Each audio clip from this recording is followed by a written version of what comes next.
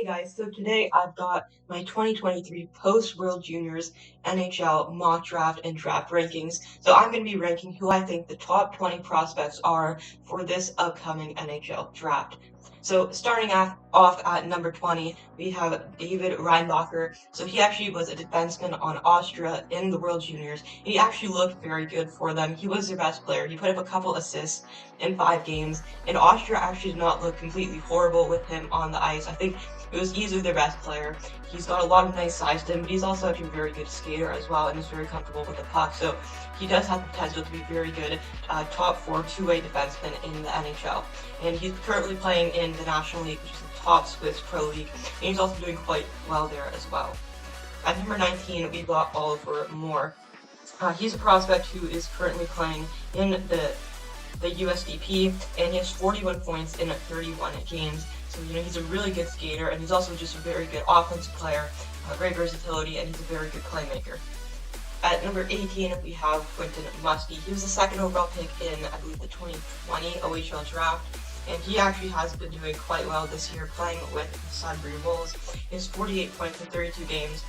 He's a left wing for them. He didn't do quite well last year, but he's really picked up this year, and he is looking like has potential to be very good middle six to top 6 player who can put up solid 50-ish points in the NHL.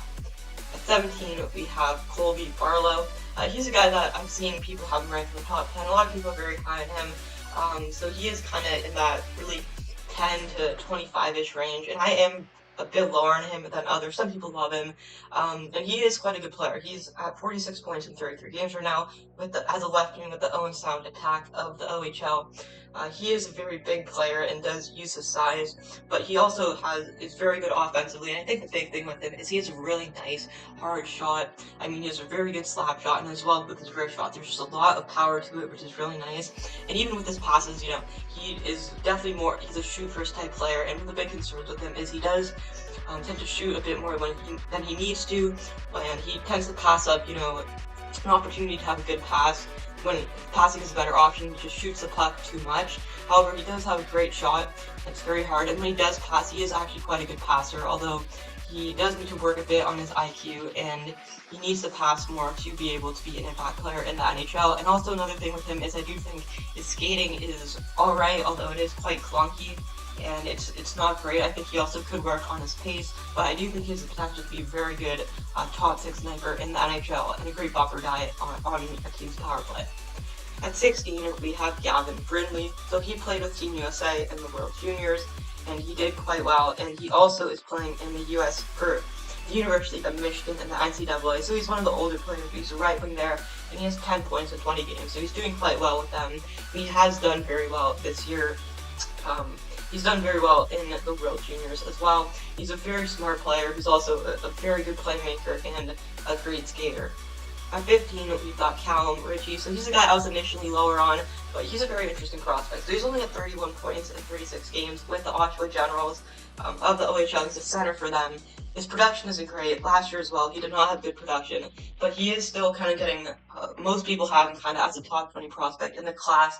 And that was because although his production is not very impressive at all, he does have really good traits, and with him, you're really betting on the tools and traits he has, as he's a really dynamic offensive player. He's a great skater, and also he is an elite playmaker, and I think his best trait is his IQ. So he's a very projectable player to the NHL, who looks to be very solid middle six center for them, and he also is very sound defensively as well.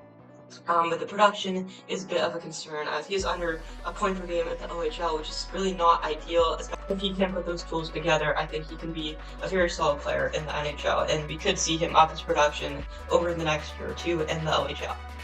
At 14, we've got Mikhail Kuliayev. So he is a Russian defenseman, and he's a very good offensive defenseman. His defense is not good and needs to be worked on, but he's at 17 points in 12 games in the MHL, which is kind of the junior league in Russia. It's the equivalent of kind of like the OHL, USHL of Russia.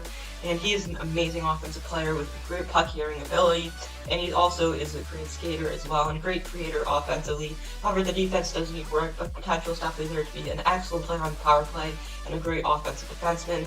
And with him, you're not getting a lot of defense, but that could be worked on, and I think the offensive ceiling is really high with him. At 13, we've got Riley Height.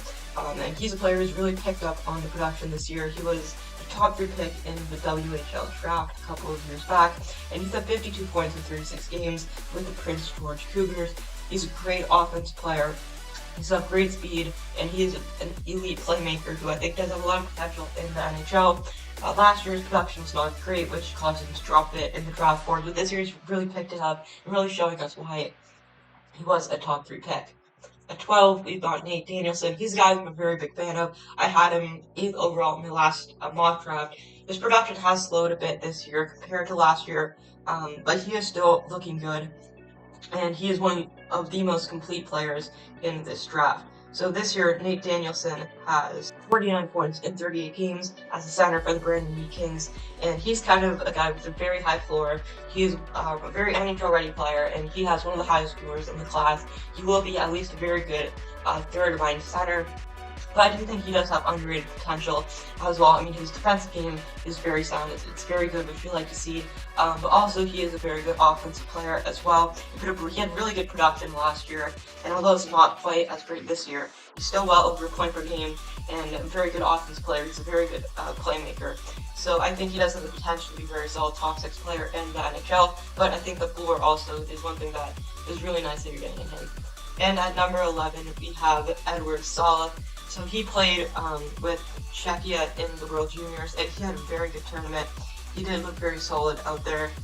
So Edward Sala had 6 points in 26 games as a right wing in the top Czech league, and in the World Juniors he put up 6 points in 7 games. So very good production by him, and he also looks to be a very good player in the NHL, with some people having him well inside the top 10. So coming in at number 10, we have Axel Sandy in Pelka. He looked really good in the World Juniors for Sweden as a defenseman for them. So he's currently playing in the Swedish Under-20 League.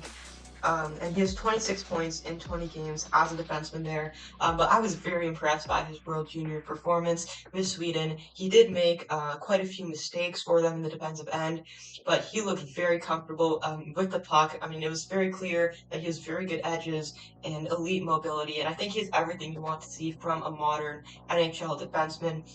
He looked very comfortable carrying the puck up the zone, and he has great vision and passing as well. So I think he has all the tools to become a very good top 4, if not even like number 2 defenseman in the NHL. But yeah, I was very impressed by his World Juniors performance. At number 9, we have Braden Yeager.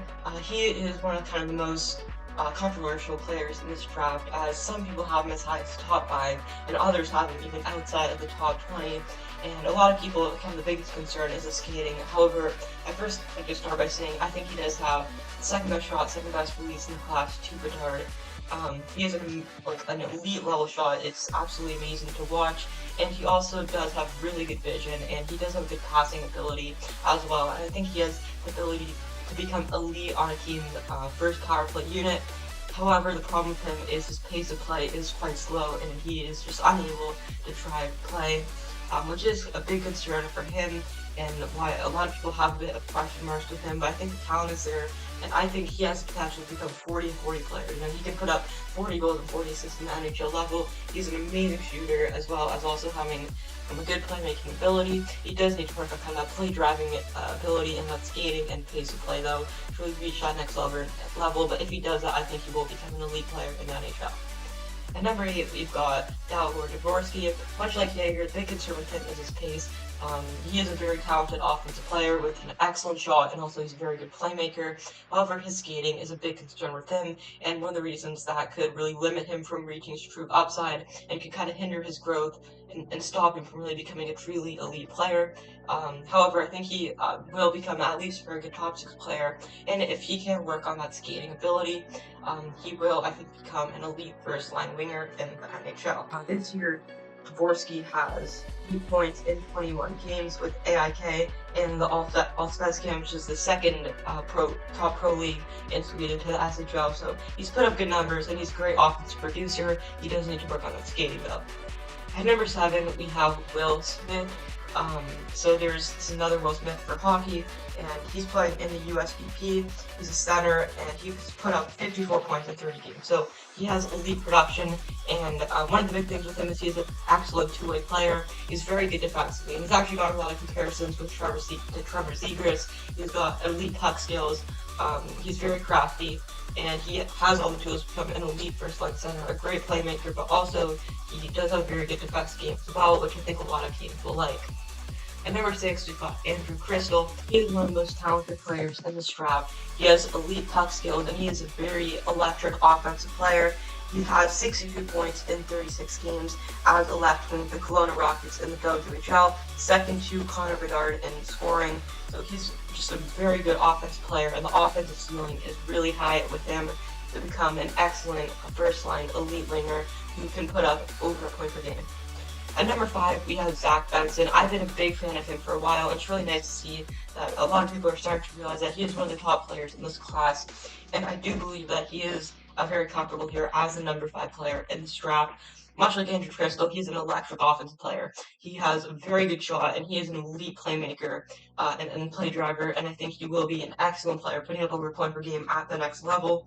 Right now, he's 54 points in 33 games with the Winnipeg Ice of the WHL, but he is an amazing offensive player. The one concern is he is smaller, which is why some people have him lower, but he also actually is a very good defensive player as well. He has potential to become an above average defensive player in the NHL, along with being an elite offensive talent, a very dynamic offensive player. That size, I don't think, is really much of a worry at all. And it would just be stupid to pass him up because of his size, because he brings a lot to the table offensively, as well as being good defensively, and I think he will be an elite number 1 center in the NHL. Moving on to number 4, we have Leo Carlsson. So a lot of people have Matthew Michkov here at number 4, but I don't have Leo Carlsson surpassing him quite yet. However, he did have an exceptional World Juniors with Sweden.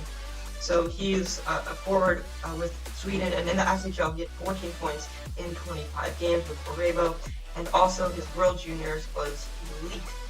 He put up 6 points in 7 games, 3 goals and 3 assists, and he was absolutely amazing for Sweden, showing off he has a great shot, and I think one of the big things with him is he did have really good positioning. He had a couple of goals that were really nice, and I think really showcased that he has good finishing ability, he has a great shot, but also his positioning is very good as well. He's also a very good playmaker. His production has slowed a bit in the SHL as of late, but he is still putting up very, very impressive numbers in the SHL. And I think I would not be surprised if we see him being a top 3 pick in this draft.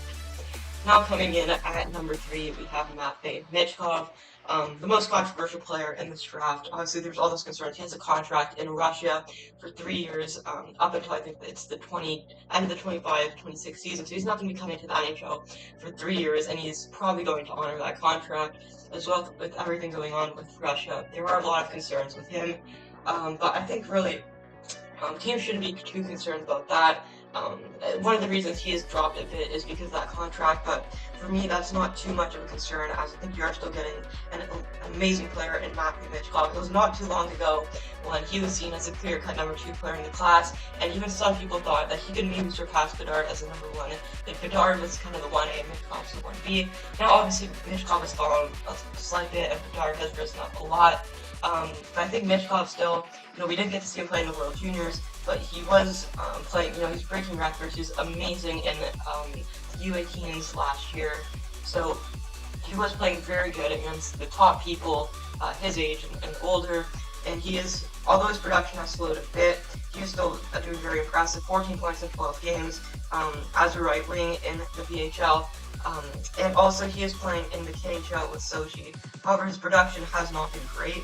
He has 4 points in 7 games, so he's kind of split between the VHL and the KHL. However, he's playing on an absolutely horrible team, which I think is part of the reason that if he did have more help, I think his production would be a bit higher. But the upside is there. I think he has potential to become a top 10 player in the NHL one day, and he's an elite offensive talent. The defense is not very good with him, but I think you can't discount the fact that although he isn't doing quite as well as expected, he is still an amazing game-breaking offensive player. And coming in at number 2, we have Adam Fantilli. He has 26 points in 16 games with the University of Michigan in the NCAA, and he also put up 5 points in 7 games with Canada in this year's World Juniors.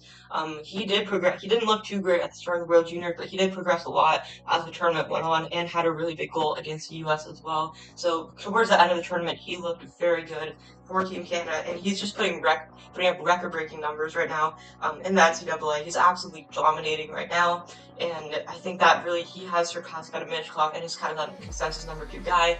I think he has the ability to become a top 10 player in the NHL, and an absolutely amazing power forward and really good elite franchise #1 center in the NHL, a team to win a cup with. You know, he has a lot of size to him, which is really nice, which kind of Michkov and Bedard don't have. He's 6'2", 187, so he's a bigger player, and he does really use the size very effectively, along with having a really good shot and being an excellent play driving center. And coming in at #1, of course, we have Connor Bedard.